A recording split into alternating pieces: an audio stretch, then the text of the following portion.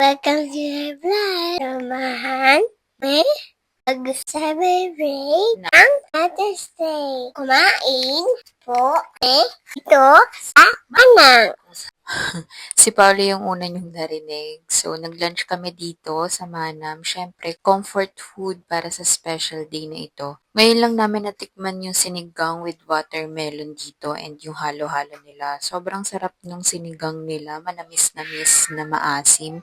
Yung halo-halo naman, medyo nakulangan lang kami sa sahog. Pero lahat ng pagkain na natikman namin dito, masarap. Pangatlo na yata namin dito.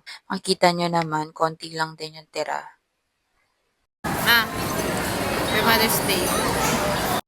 Sobrang busog na rin kasi kami niyan and ang dami talaga ng servings nila. Pero kahit ganon, hindi tinipid yung lasa. After naman namin kumain, nagkape kami dito sa Jayco kasi halos tapat lang neto yung Manam. So, hindi na kami lumayo since ang dami nga rin tao. Quick breather lang kasi alam nyo naman, mom life. So, 24/7 lang tayo nasa bahay. Si mama sa Starbucks umorder kasi gusto niya decaf. So, wala kasing decaf Ano po dito. yan? And inorderan ko lang dito ng yogurt yung anak ko. Gustong gusto naman niya.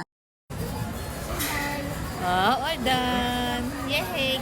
Next stop, book shopping for my little one. Mas excited pa ata Do ako you like kaysa sa it? kanya. Madalas dito kami bumili ng books niya kasi bukod sa mura, kahit na use na siya, maganda talaga yung quality. Dumaan din kami dito sa Uniqlo pero wala kami nabili kasi wala yung top na gusto ko and sobrang kulit ng mag-ama ko dito, grabe.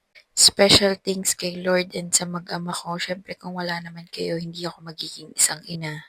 And to my mom and all the moms out there, mabuhay tayong lahat. Yun lang, bye! See you in the next one!